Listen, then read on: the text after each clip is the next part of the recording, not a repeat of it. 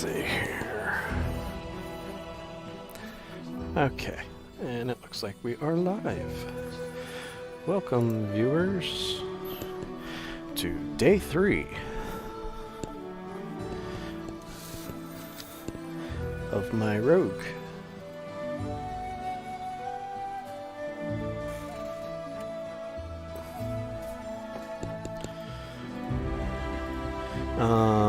First time loading? But this is day 3. I've loaded it twice before. This is the first time I've seen this message.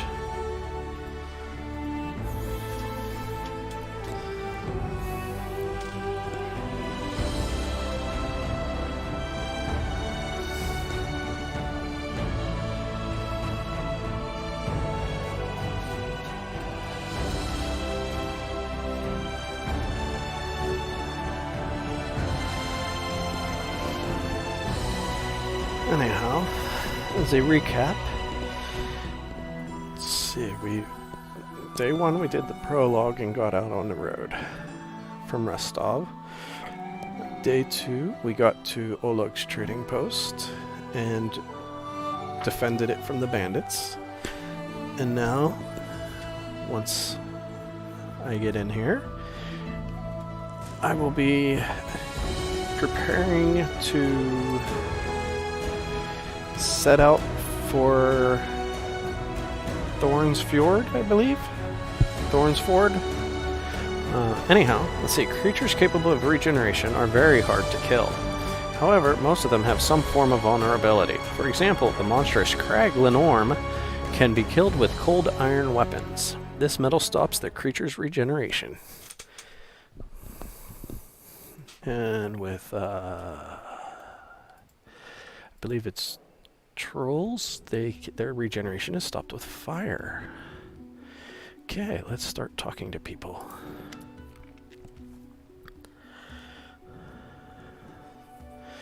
Okay, so Lindsay, a halfling girl with tousled hair, wearing a dusty traveler's outfit, sits chewing the tip of her quill. Just a moment. How should I put this? Oh, I know. She scribbles something quickly in a notebook scrawled with a verse, raises her eyes, and gives you a bright smile. Oh, hi!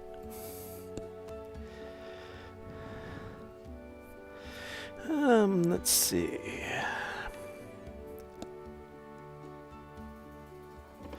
Okay, I will go with the... You come from Pitax, right? Tell me more about it. Or tell me about it. Oh, I love Pitax, even though they kicked me out. A joyful place.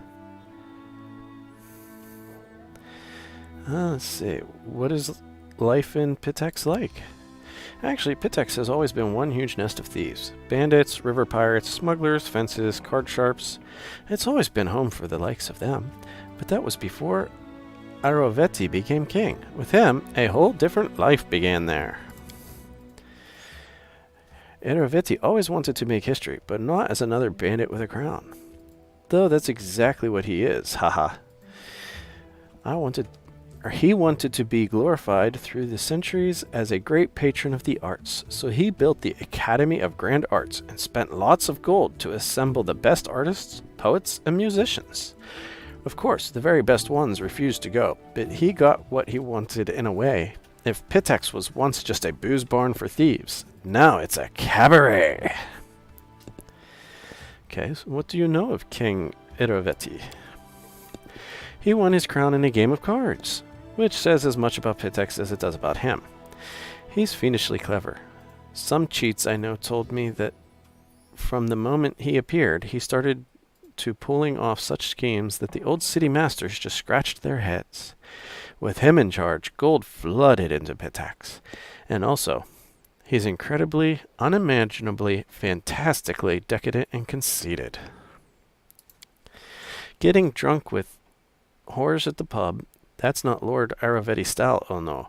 He aims higher, dressing up like a male Calistria with a golden codpiece and holding a 3-week orgy, with dancing on the rooftops, parades, public executions, and a contest for the best ode to the great unrivaled king. That's more like it. He also likes singing. And he orders his guards to make the citizens gather for his shows. May Shaylin have mercy on his listeners. Tell me about the academy you studied at. You know, jokes aside, I'm thankful to Irovetti for building it. But he has no taste. At all. Whatsoever. He likes his art loud, bright, grandiose, and most importantly, glorifying his Royal Highness. He kicked out the best charcoal artist because he didn't wish to spend money on gray scribbles. He sacked a masterful flute player from Tianxia for playing too quietly, and instead ordered them to open a kettle drum class. He even ordered the academy to expel me. And for what? An innocent limerick. Would you like to go back to the academy and finish your studies? I'd like to return, but on one condition. If they threw out 3/4 of the professors who teach there now and returned all the ones they banished. If you ask me, I'm proud to have been expelled. If my art was to Irovetti's liking, then I would have reason to be ashamed. As long as mediocre lickspittles sit at the academy, and those with real talent beg on the streets of Pitex, I will not cross the threshold of that place. Let me ask you about something else. Of course, please ask. I'd be happy to chat all day. I'm sure you would. Tell me about that book you're writing. What is there to tell? You've seen some of my rough drafts already, haven't you? It's a book about you and your adventures. I am writing the whole truth just as it happened. Well, the whole artistic truth. You know, no glory, no story.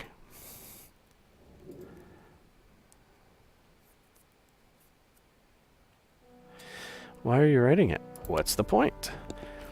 When I was at the academy, Eobald the Insightful began his literature course with the question, what is a person? And he answered, a person is a storytelling animal.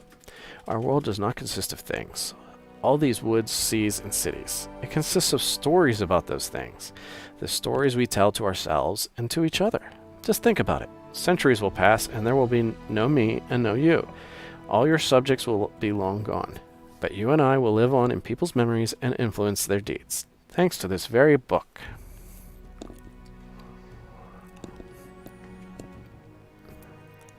So, what kind of character am I?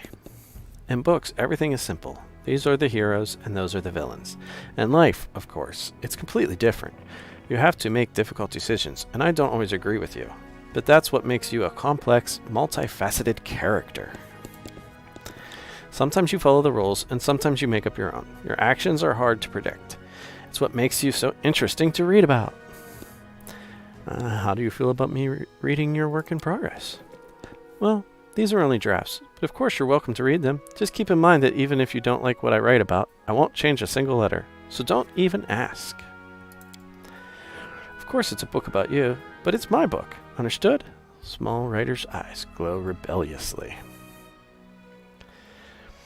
Let's see.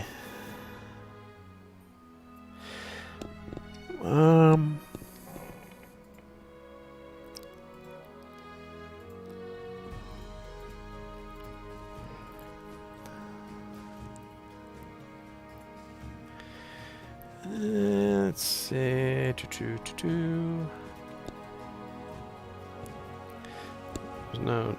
There's no neutral good or neutral evil. Interesting.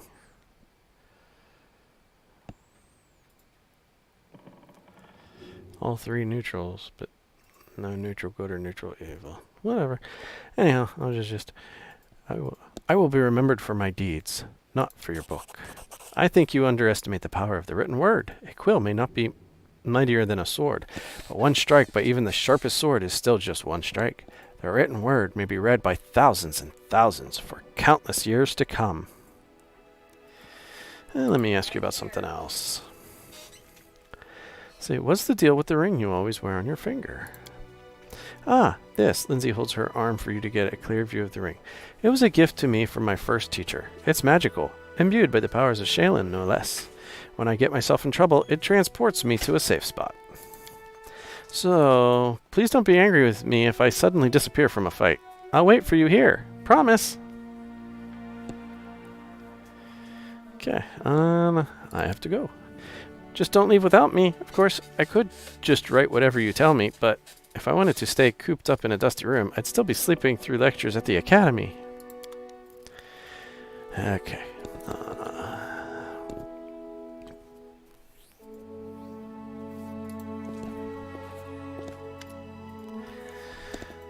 Noriel Eight Eyes. The elf looks straight at you, through the tangled hair falling over her face. Hey, you're an adventurer, right? Seeking your fortune in the Stolen Lands? You aren't the only one of your kind here. Take my advice. Keep your eyes open and watch your back. Sometimes the ones who call themselves your friends are more dangerous than your enemies. Judging by the elf's voice, it's obvious that she started the day with a jug of wine.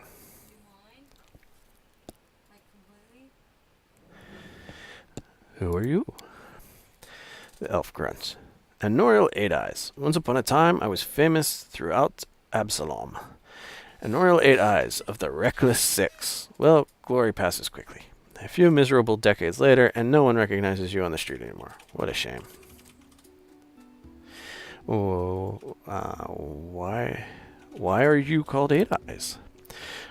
Once, long ago, I could spot an enemy and pin him to the wall before he could even think of attacking. Some said I had 8 eyes and looked all around at once. Though it seems I've outlived my nickname. Honoriel stretches her arm forward, her palm trembles noticeably. I've been drinking so much lately, it's best I don't test my skills too often. What are you doing here? I sit here waiting for adventurers who are in need of help. We may be sitting here in a backwoods tavern, but in Absalom, I have a lot of friends who are eager to make a few coins. They have brave hearts but shallow pockets. A little gold would be a welcome change for them. I can send them a message, and they will come from Absalom through a portal. If you're interested, just give me a sign, and we'll arrange everything right away. Let's see, where were you when the trading post was attacked? I was hunting. Got a little lost in the mist. Which is the first time that's happened to me. I guess I should go easier on the drink. But don't you imagine I'd be scared of a good fight. If only I'd known I was missing all the action. But I see you've got everything under control. Famous Pathfinder, here in the middle of nowhere? Why? You want to know how one could exchange the life of a Pathfinder for this sorry drunken rat hole? The light in Honoriel's eyes goes out as if someone had blown out a candle. You lose all your friends because of one scumbag, and then you'll understand. I was the only one to return from the final campaign of the Reckless Six, and whatever is left of me can't be called a seeker anymore. Honoriel remains silent for a long time, as if wondering if she wishes to poke the old wound. Here's the story. Our leader, Vermelt, was the best of us, wise, brave, friends with everyone. One of those friends, Adrian, sent him a disturbing letter.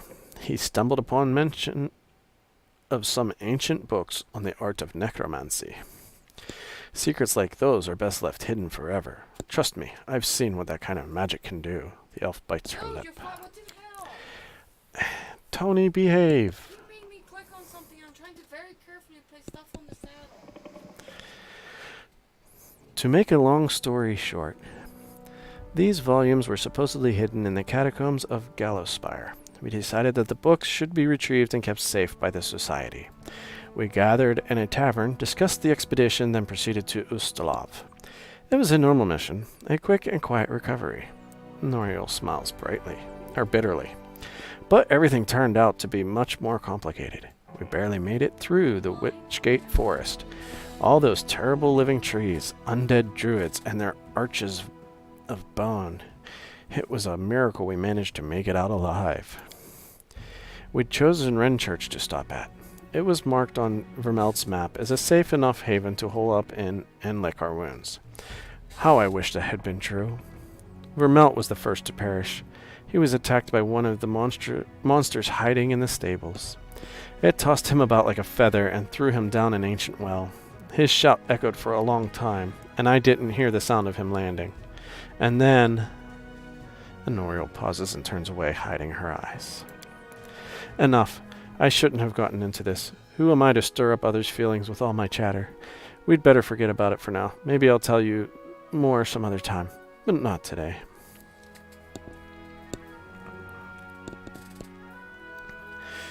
Would you like to join me?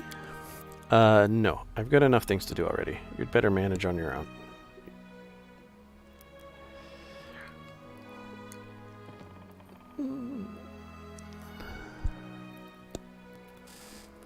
I need loyal and experienced fighters. I have friends just like that. Just decide who exactly you need, and they will come on my signal. This will cost you 2,000 gold pieces. Let me think about it. Think as long as you like. I'm not going anywhere. Yeah, I have to go.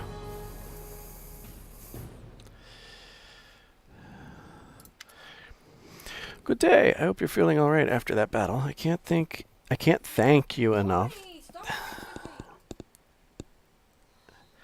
I can't thank you enough for what you've done. I definitely don't want to waste your time, but if you have a moment, I have a request. What did you want to ask me? Svetlana lowers her head. This is a very personal request, and maybe not important enough for your time. I'll completely understand if you say no, but the first time the Staglord's thugs came here demanding money, they also took my wedding ring. Just tore it off my hand. It's just a trinket, really, but it meant so much to me. I remember every moment of the day Oleg came to me, that ring in hand, to ask if I'd marry him. I was standing in a fancy dress on the stairs of my father's home, fearing that I'd misheard something, or that I'd say something stupid and everyone around would laugh. Svetlana interrupts herself, shaking her head gently. If you happen to find my ring among the bandits' possessions, please bring it back to me. It's easy to recognize. My name is engraved inside the band. Svetlana drops her eyes, lowering her voice. There is one more thing. Among the bandits, there's a dark-haired woman who wields dual axes. She's not bad in a fight. In fact, she can be extremely dangerous and cruel. But please, I beg you, show her mercy if you have the chance.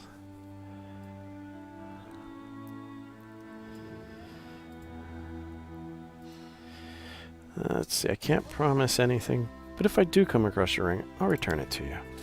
I understand. I appreciate any effort you put into it. What can you tell me about the Staglord? He's not just some average bandit. If no one puts a stop to him, he'll turn the stolen lands into his personal kingdom. A kingdom of fear and oppression.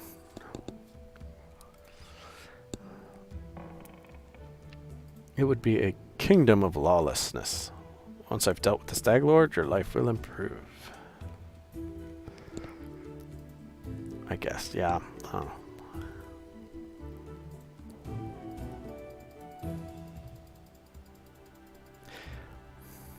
No, I'll go with that. I like adventures, but I definitely prefer the ones that involve stopping villains and helping people. I can't thank you enough for the hope you've given me, but please be careful. The Staglord is extremely dangerous.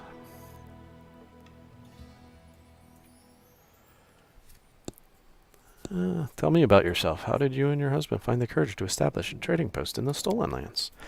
It was Oleg's idea, though I supported him in it. We didn't realize how dangerous it was here, of course, and rest off, everyone respects the sword lords, and everyone's accustomed to relying on them. Even the mention of someone like Lady Jamandi would be enough to fend off a street thug or some other trouble. It could maybe even work in some places here, but not with the Staglord's men. Okay, I have to go. Farewell. Let's see.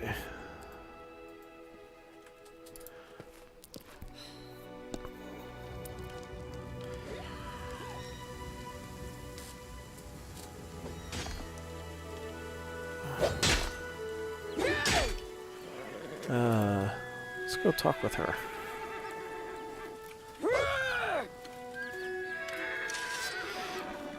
We're gonna talk? Amari utters a weary sigh. Alright, spill it. I'm listening.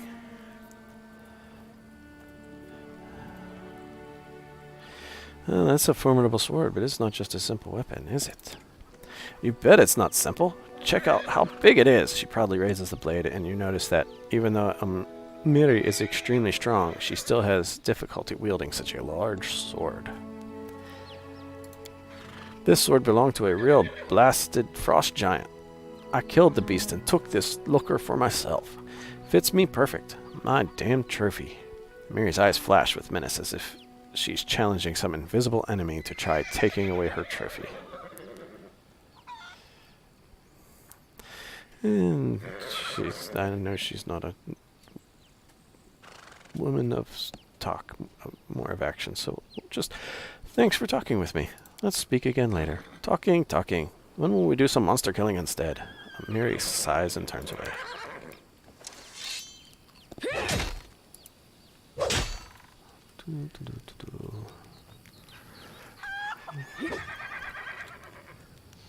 Oh, there we go. I'll go talk with Valerie.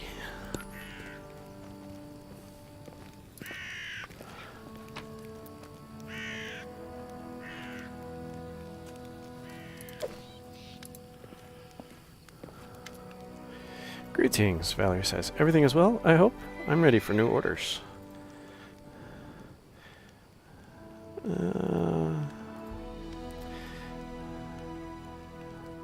Tell me about yourself. What exactly would you like to know? I was born to a noble family, though I didn't remain long on the family estate. My father sent me to the Order of the Eternal Rose, but I left once I realized that it didn't match my principles. Why were you sent to the Paladin Order of the Eternal Rose? As you can imagine, from my first days I was surrounded by crowds of servants and nannies who never stopped praising my heavenly beauty. The paladins of Shellen, who used to visit our house, echoed these praises. In the end, general consensus overwhelmed my father's better judgment. When I turned 6, I was brought to the Church of Shellen and told that this would be my new home. Don't pity me, though, I beg of you. Many who hear this story immediately assume that my parents were cruel and had no love for their child. Valerie's eyes become stern. My parents had respect for me. They taught me something that has supported me all my life, a sense of self-esteem. Besides, they didn't abandon me. Once every 6 months, they would come and visit me at the Order of the Eternal Rose. We had some tea and then had an hour to walk around the garden. Then they would take their leave as etiquette demanded.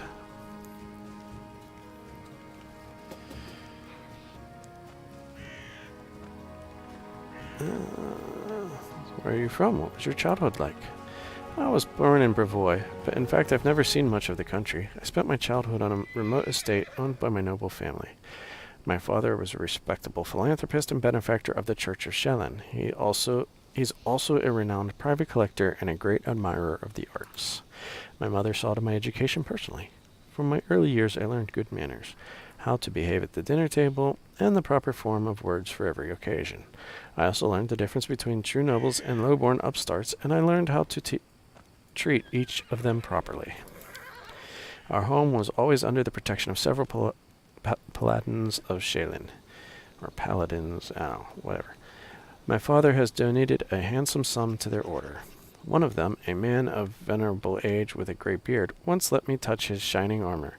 I still remember the admiration I felt when I touched the cold, polished steel. Valerie smiles. Of all the memories of my childhood, that one is somehow the warmest one. What did they teach you in the order? A variety of things. Some of them appealed to me, others I simply couldn't accept. I enjoyed the physical activities and swordsmanship, but the arts, calligraphy, painting, poetry, and so many other ways to waste one's time. I guess that deep in my heart I always knew I'd never be a true paladin of Shellen. Wielding a sword always felt more natural to me than handling a paintbrush. Why did you leave the order? Because of my heavenly beauty. Valerie winces in contempt. According to Shellen's laws, all art is sacred, whatever form it takes. Severe punishment awaits those who dare harm a painting, sculpture, or poem, no matter how worthless the drivel might be. My looks always attracted unwanted attention from the pilgrims and acolytes at the temple. I received my first poem, dedicated to me, when I was 9. The author was some wealthy geezer. Valerie's lips thin in contempt. And that was only the beginning. Sculptures, pictures, poems. I was drowning in them. My admirers mobbed me, and I had to respectfully accept all their garbage. The clerics of the temple were magnanimous, for my suitors made generous offerings to the church. But one time I just snapped. Barely suppressed anger glitters across Valerie's eyes. Some wealthy idiot has dedicated an extremely untalented poem to me, and he had the nerve to read it right to my face, holding my sleeve.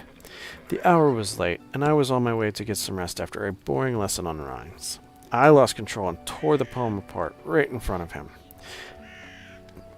Valerie raises her head proudly. The paladins wanted to impose some punishment upon me. I don't remember which one exactly. They wanted me to repent. Instead, I just gathered my things and left. What did you do after you left the order?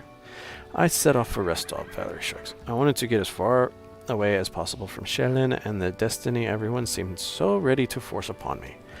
Besides, the School of Swordsmanship in Restov has quite a decent reputation. Honestly, I was hoping for an opportunity to learn from the famous Eldori masters. Eventually, it became clear that their technique wasn't a good fit for me. They teach to avoid impact, whereas I prefer to raise my shield.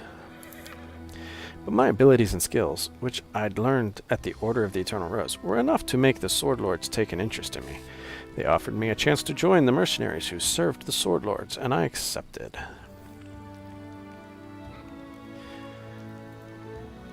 And let's change the subject. You have my attention.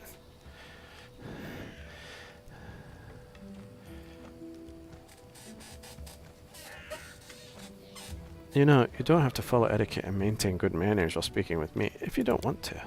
I'm aware of that, Valerie sighs, but I'm sure you understand that I am what I am. That's how I was brought up, first by my parents, and then by my mentors in the Order. Besides, I was born to a noble family, Valerie raises her chin proudly, so I rather enjoy the idea that my manner of speech differs a bit from the common language of the peasantry. You just can't imagine how many social climbers have bowed politely the moment I opened my mouth.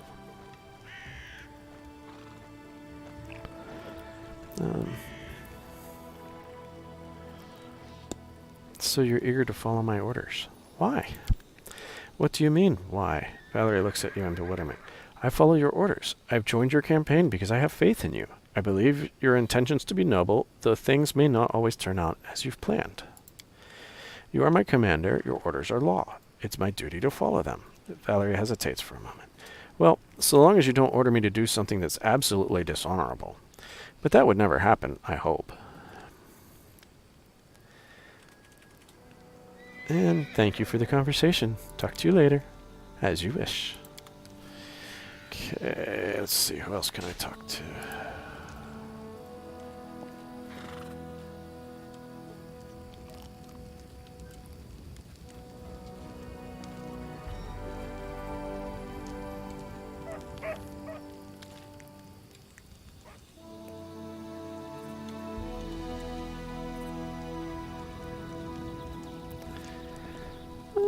Let's go ahead and talk to Oleg. Greetings! Oleg seems to be in a good mood and greets you warmly. You certainly ruffled those villains' feathers. Well, anyway, new day, new troubles. Have you seen the fog? Never seen anything like it before. The road to Rostov looks like someone spilled milk and it just hung in the air. I couldn't see anything through that soup, not even with a torch. Feels like witchcraft to me. I'd bet the Stag Lord's involved somehow. Rumors say he deals with all kinds of bad magic.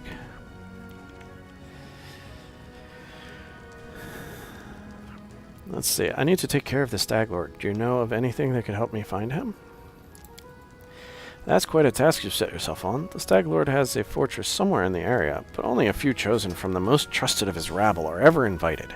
The location of the fortress is a heavily guarded secret, and with this fog hanging around, I'd imagine it would be even harder to find. Suppose you could try to follow the trail of those bandits who attacked the post before. They came from the southwest, from the side of the Thorn River. The fortress might be there, or at least some large camp of theirs where you can find information. Say, what else can you tell me about the Stag Lord? Not much. Not like I've sat down and shared a cup of wine with the man, you know? But I think he arrived in the Stolen Lands less than a year ago, from what I've heard. But as soon as he got here, he took over everything. I wrote to Rostov, tried to warn them that the Stag Lord wasn't some typical gang leader, but they didn't listen. The rumors about him are horrible. He'll kill a person if they so much as disagree with him. He never reveals his face. Those who've seen him up close report the same thing. Ugly scars cover every inch of his skin not covered by his clothes. The Stag Lord's past is a mystery. He just arrived one day. He was immediately a power to be reckoned with. I guess the most surprising thing about him is that he has as many followers who admire him as he has minions who obey him out of fear. He's got some inner strength in him, or maybe an inner madness. There are many who seem to follow him because of that madness, like it was some kind of virtue. Okay, show me your wares, Oleg. Nothing's too good for such a good person. Okay, so...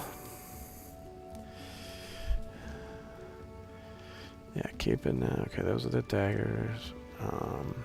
Keeping that one. We'll sell that thing. See, that's just the merchant fodder.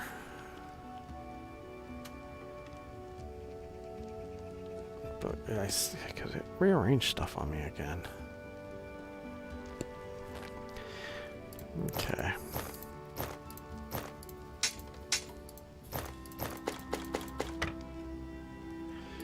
I do remember that all this stuff was just the stuff I'm going to sell. Okay, there we go. And I see that, you know, yeah, all his list gets longer as I sell stuff. Nice. Okay. Yep. Okay, let's talk to Boken. Boken frowns as he ostentatiously examines the nearest wall, hands in his sleeves. Without turning to you, the old man finally says in a dull voice, "You want some potions? Can I help you in any way?" Boken glances at you, suddenly interested. "Well, since you're asking, there's a cave nearby. I used to pick berries in there, but the place has been overrun by spiders. The berries are red, look a lot like raspberries. Fangberries, I call them. I'd be real grateful if you gathered a basket of them and brought them back. Just be quick. If you do, they spoil quickly." Fangberry Cave has been revealed. I also need a bucket of moon radishes. They're a rare and mysterious plant. I don't know where to find them, but I know that kobolds gather them and value them highly. It's not a huge deal, really. I'd do it myself, if I were younger, but if you're willing, I'll pay you. 3 potions for the berries and a purse full of coins for the radishes. Why do you need fangberries and moon radishes, Boken? You want to know, huh? Well, I'll gladly tell you after you bring some to me. Alright, I'll try to help.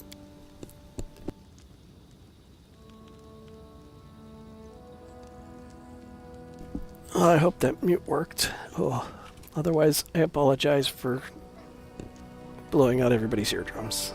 Oh, I just sneezed really bad. Anyhow, Boken glances at you hopefully. Just watch out, alright? Don't end up someone's lunch. Let's see, show me what you have. Let's see. Okay, yep. Let's see, potion of Barks, Gambler. Okay, so those are 1d8s. These are 2d8s. They're 300. Oof. I think I'll have to...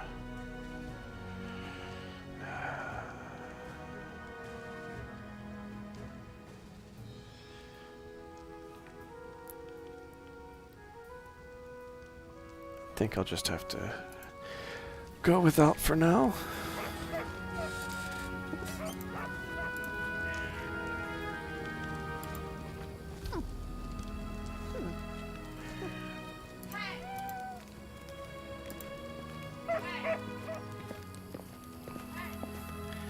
Okay, nobody up there.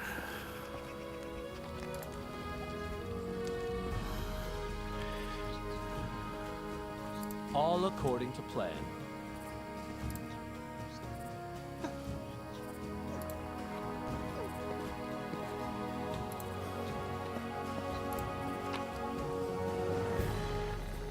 I'll leave his stuff.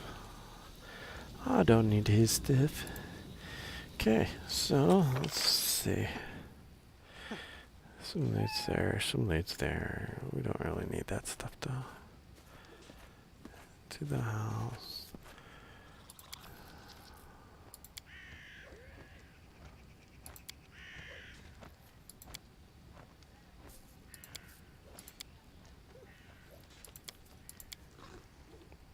Okay.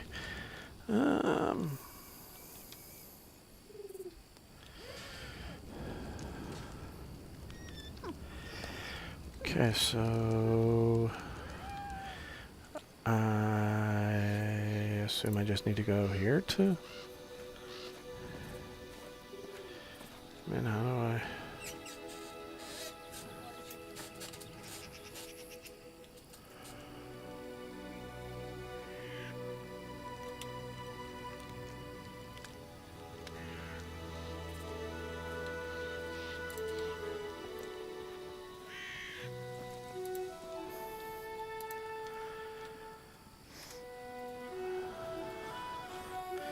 There's due the time. exit.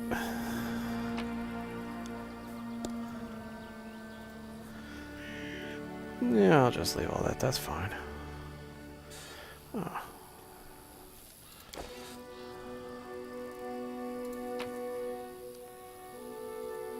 Oh. I have to click leave. Current group. Yep. I only have 4 people. I always have to be in the group, of course. That makes sense. Let's see, Amiri. Amiri is a barbarian from the realm of the Mammoth Lords. She's blunt, a little crude, and doesn't talk much about her past. But her heart's in the right place. I wouldn't have anyone else at my side in battle. Okay, so that's the Fangberry Cave. Okay, so I have to go.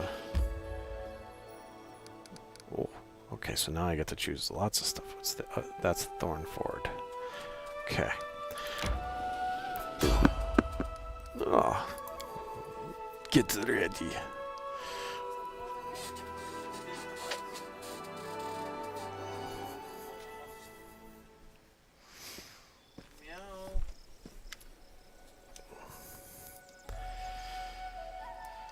Okay, let's see. A jittery old man in squalid clothing shuffles up to you. His gray hair is unkempt, and he continually clenches and unclenches his wrinkled, freckled hands. When he stops and looks up at you, his eyes widen, and he tugs at his beard. Strange weather. Invisible fog, creeping out of the woods, soars beyond the sky, obscures the sun and moon. Strange. The old man shakes his head, his eyes shifting about seemingly at random.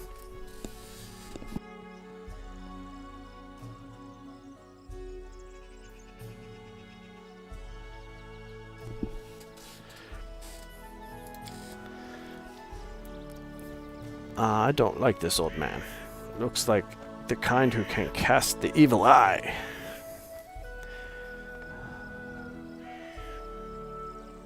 Invisible fog? Does that mean you can find your way through it?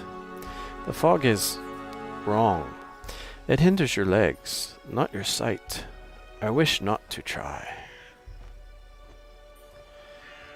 Who are you? The old man freezes for a moment. Remus, but that won't help with the fog. What are you doing here? The old man raises a thick eyebrow curiously. I do nothing. Breathe? Walk? Observe? The fog looks visible enough to me. I see more than ever. I've never seen so much before. The old man wipes his hand across his face and sighs wearily. But someone must look, and no one else can. I should probably go. The old man stares at you intently. You hasten? You should. Your rival wastes no time. He races, but in another direction. He searches for power. He'll find it. My rival? Let's see.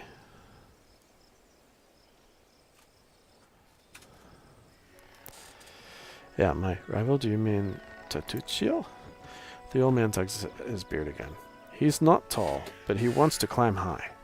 Beside him are those who could stand against him, and might yet still. What power is... let's see...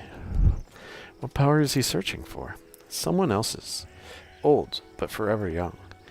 That which was taken from another, that which gave joy, and now gives death. How do you know we're rivals? I don't know. I see. You can choose where you set your eyes, usually. But can you choose what they see? Let's see, all the more... Well, can you tell me where he is now? He's in an old tomb, south of the trading post. Ancient tomb has been revealed. Gain 45 experience. Actually said something that made sense. When I see clearly, I speak clearly. And why is it you see that so clearly? I slept there last night. I noticed him as I left. All the more reason not to linger. Farewell. The old man turns and walks away slowly, muttering softly. Once stolen, the land should be reclaimed. Once reclaimed, binded with the claimer shall it be. Binded, merged, joined by unbreakable ties, claiming the land, claiming its pain, claiming its death.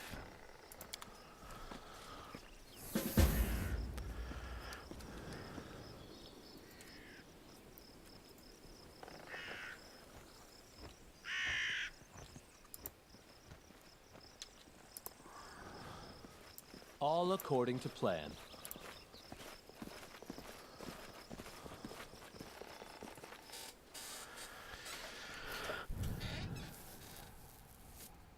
See, the River Kingdoms are by no means a unified nation, but rather okay. So that's the ancient tomb.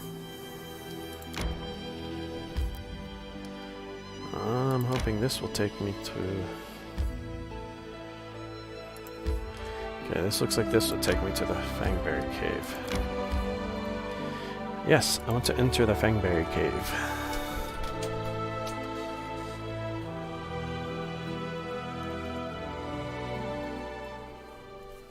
Okay.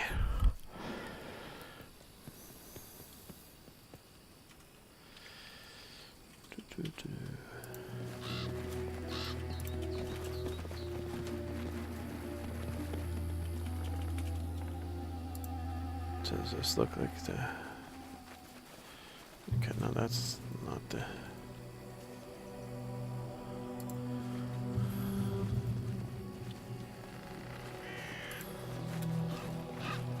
That looks like a cave.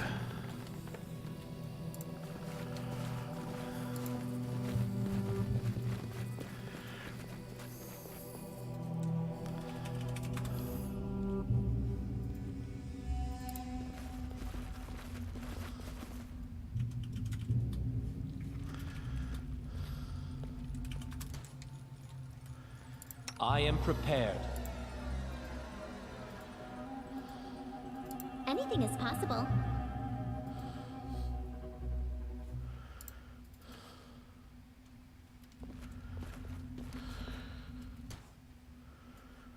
Ready for anything?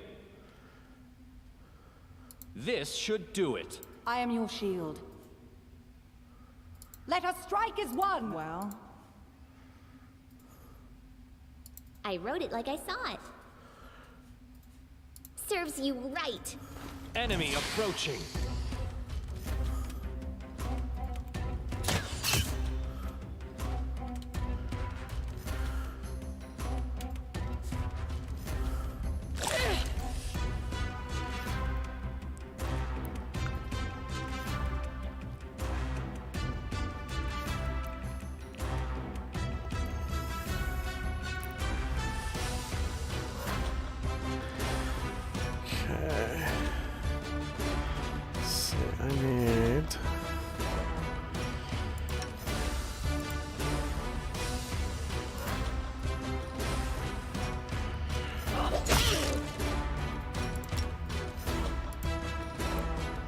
This won't kill me!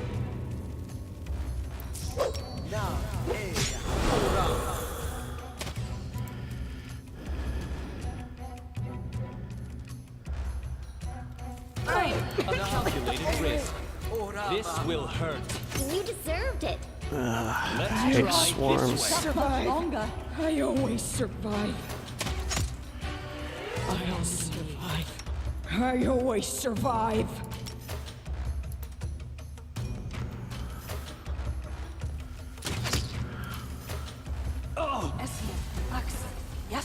Avenge me, survive. I always survive.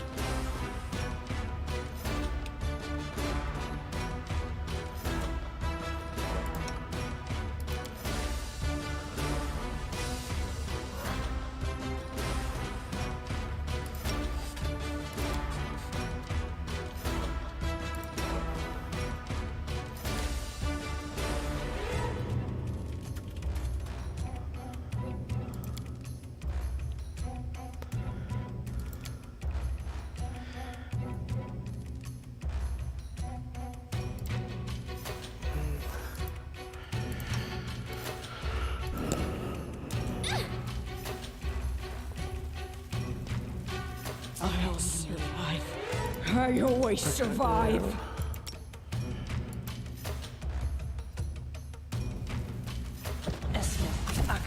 Yes. Avenge me, survive. I always survive. Any last wishes? I'll survive. I always survive. Avenge me, survive. I always survive.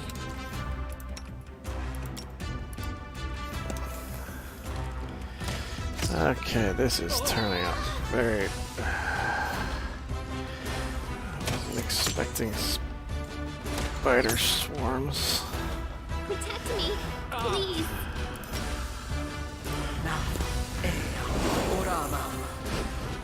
Calm down.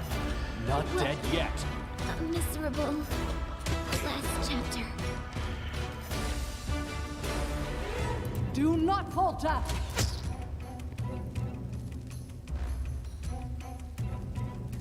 Tear them apart! Onwards!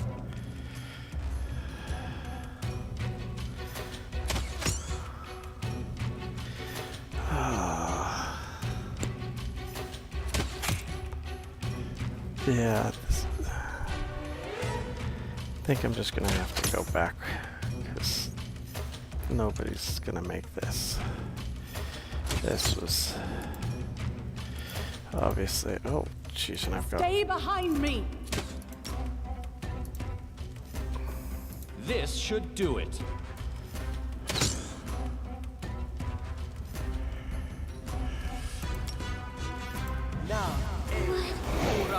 This was not part of the plan. Last chapter. Yeah, we'll go. Okay, so before we go to this cave... Oh.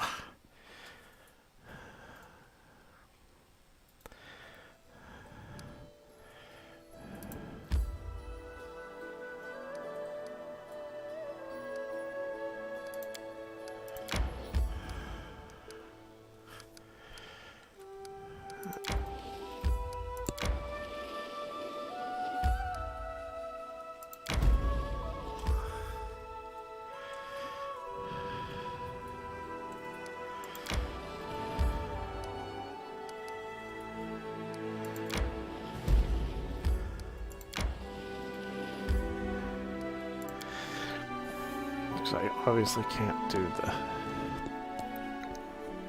spider cave. Oh, that was very bad. The Phalo... Oh, and that's done already. Okay. Time's not waiting.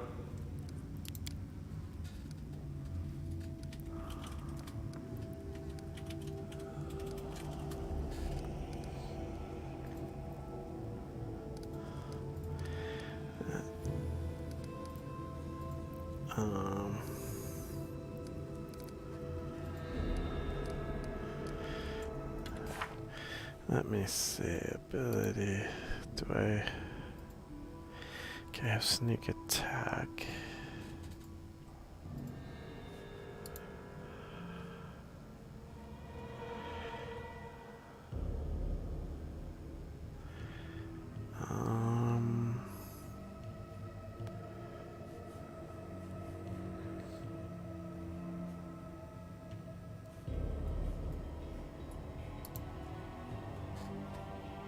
Okay, special. Feeds, perception. That's what. Where's my? Oh, there's my skills. Yeah, +9 stealth.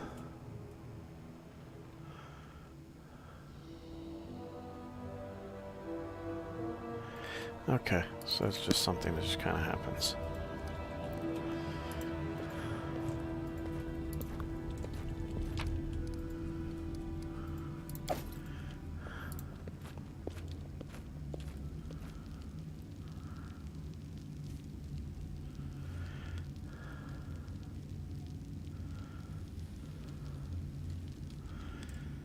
So you might as well gather everybody. All according to plan.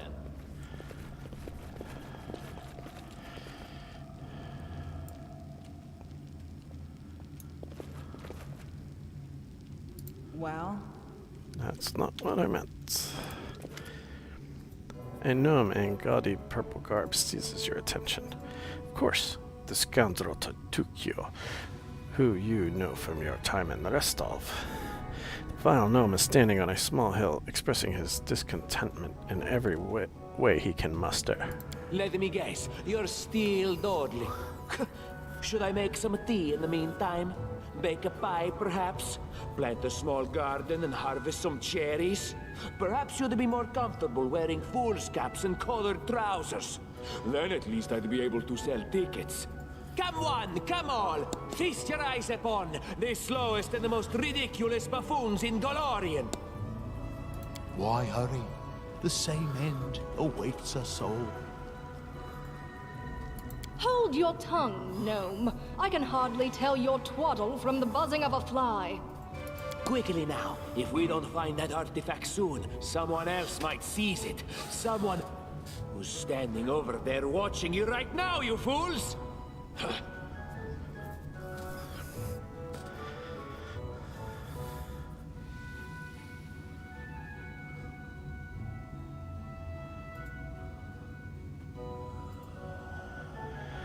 Let's see. I will go with the... Helm, I would be happy to see you among my companions. Your faith does not oblige you to follow fools and liars like There is as Tatutio. much vanity in your words as in the words of all who have not seen the wisdom of Grotus. Yet you seem a worthier leader than the arrogant Tartuccio. Perhaps in serving you, I shall open your eyes to the teachings of my faith. Nice.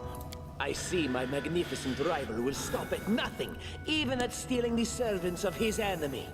Let us see if your fools are even more useless than mine. Draw your swords and cover my retreat. Who will prevail? Does it matter?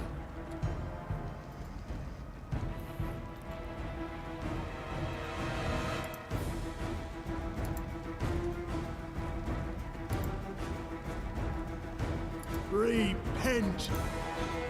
Let us strike as one! tear them apart! Serves you right.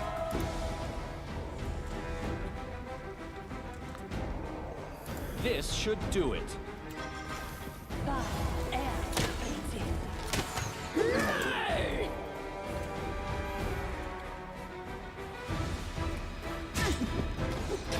Lost. What the f... Okay, one. How did he not... okay, so he gets 2 points.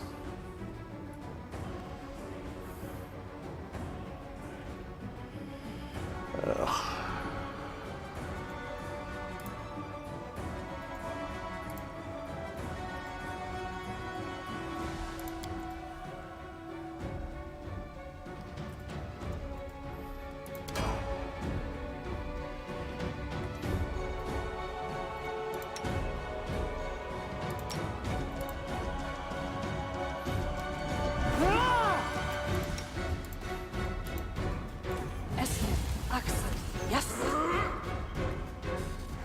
A calculated risk. Lost. This will hurt. I always survive.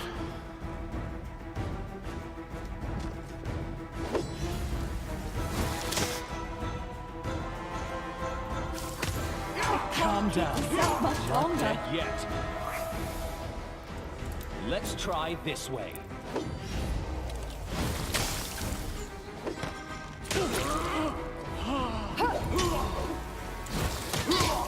They go down! Good lord. Miserable. Last chapter.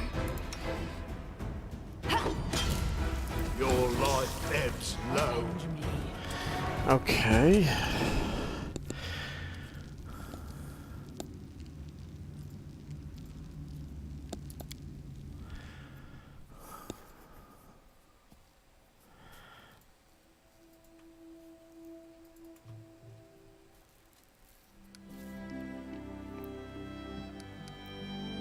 I guess I should ignore that one too.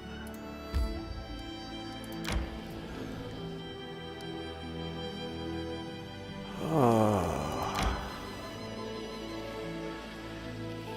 Why is it that none of this stuff seems to be? Resting would be nice, don't you think? Yes, let's go ahead and camp.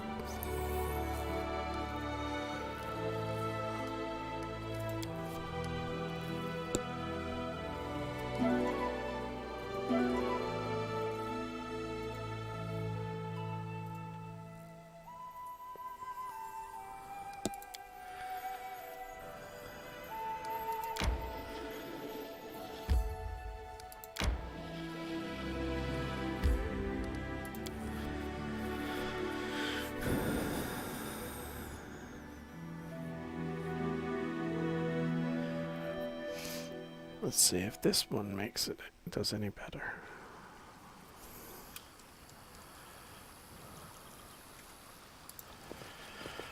Okay.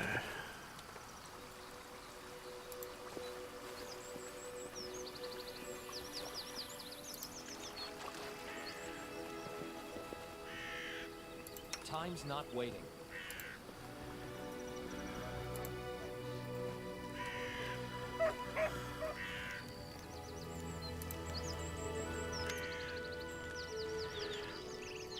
See a tall, broad-shouldered man with prematurely gray hair and a decisive face. Everything about him, his stance, his gestures, his intonations, radiates confidence. I'm not here to listen to your complaints or your crazy plans, Kressel. We cannot fight Restov. Leave Jumandi's messenger alone and follow your orders. You probably haven't even burned down that old house the Stag Lord seems to hate so much. Is the Stag Lord just going to hide in the fog forever? Kressel hisses angrily. If we don't show them our strength, they'll think this land belongs to them. When are we going to do something worthwhile? Something more than just stealing from these spineless hogs? She stops as she notices you. Damn! The man turns to you calmly. Ah, you must be the guests from Rostov. Well, I always have preferred to solve things face to face. I'm Akiros Insmalt, the Stag Lord's right hand. We should talk.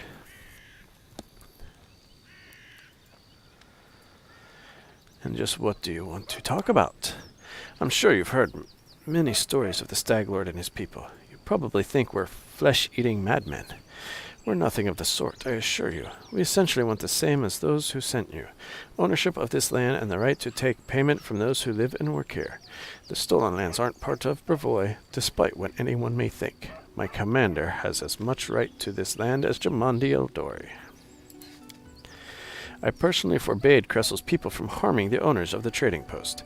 They paid on time and worked dutifully, at least until you showed up and disturbed things. But despite that, does this really need to end in violence? Rostov is too far away to be able to effectively control these lands, and I don't want to lose any of my people, so please, leave the Stag Lord be, and leave in peace. Requires good. Specific alignment required. See, unfortunately, there can be no peace between me and the Stag Lord. I've seen too much. I won't allow him to keep rabbiting the cellar.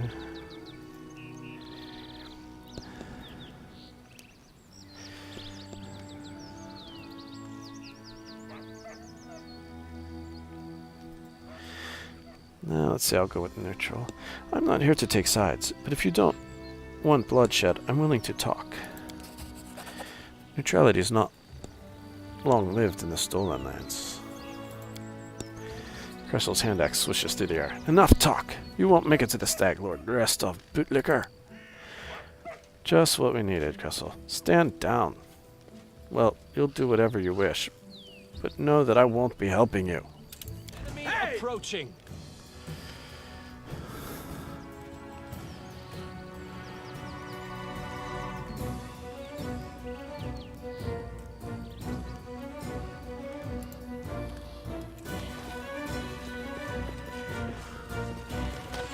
This was not part of the plan.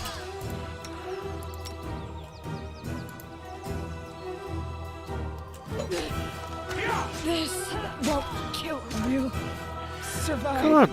I always survive.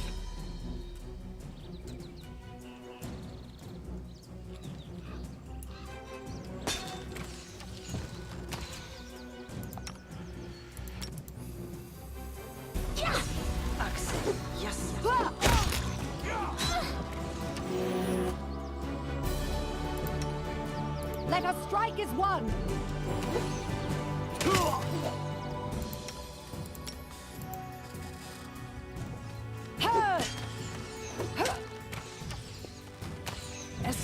Protect me, please.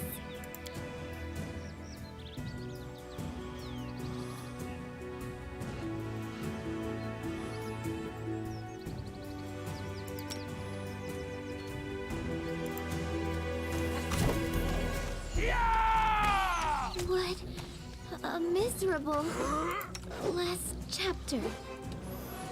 Do not falter!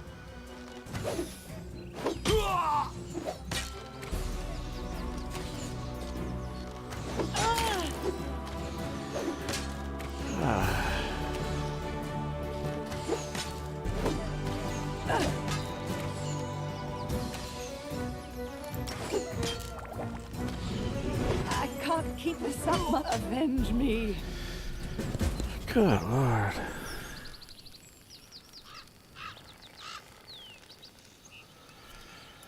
Oh, good lord. Let's load back here, because this is... Ugh. I've got to figure out something else. That's just crazy. My guy shouldn't be going down that fast, I wouldn't think.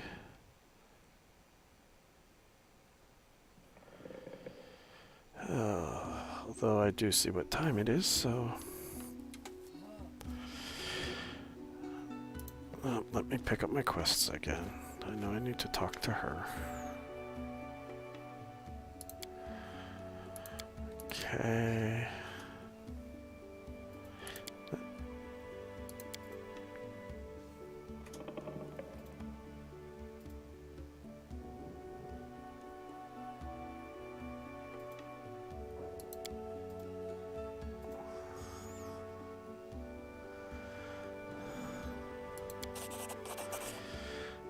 Okay, and there we go. Let's see, that was a... Yeah. I'm just gonna go ahead and collect all the foodstuffs.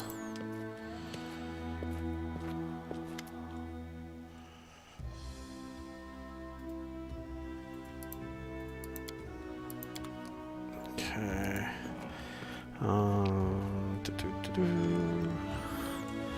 Want to sell my sold stuff.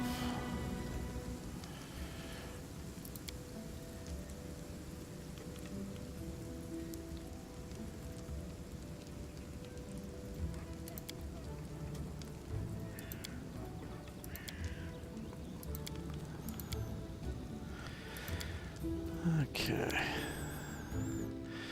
So now I can do the... So now that's all.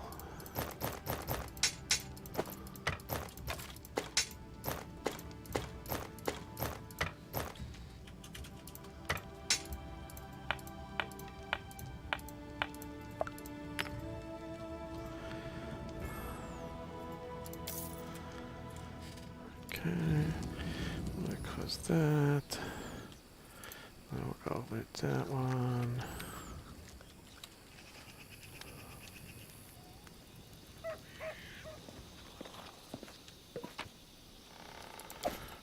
Go ahead and collect all that. Yep, and that's the well. And then there's that.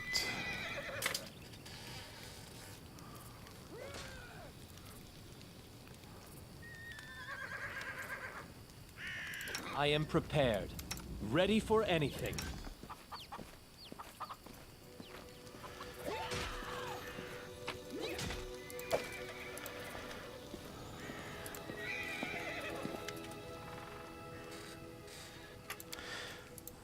Yeah.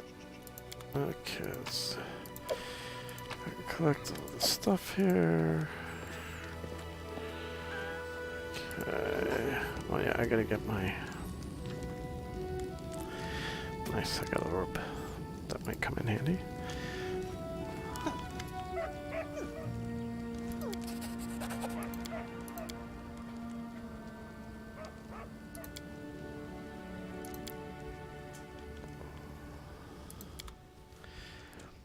I don't need that.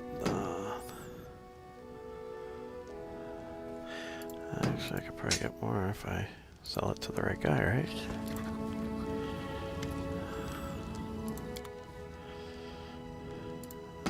I guess I get the same regardless.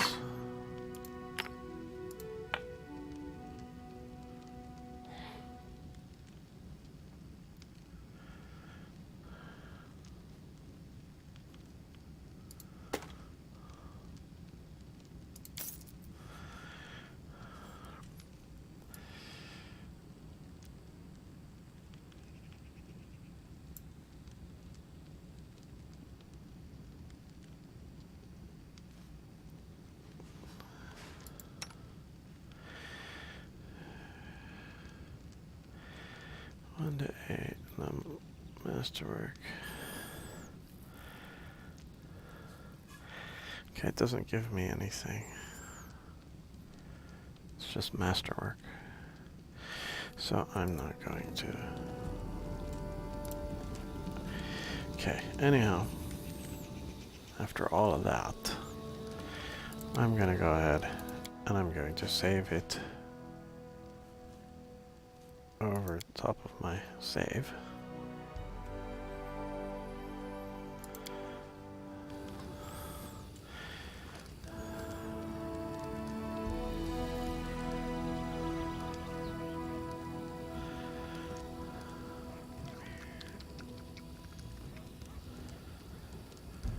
Okay, and I'm going to go ahead and call it a night, and hopefully tomorrow I will get some better rolls, because tonight absolutely sucked. Anyhow, till next time.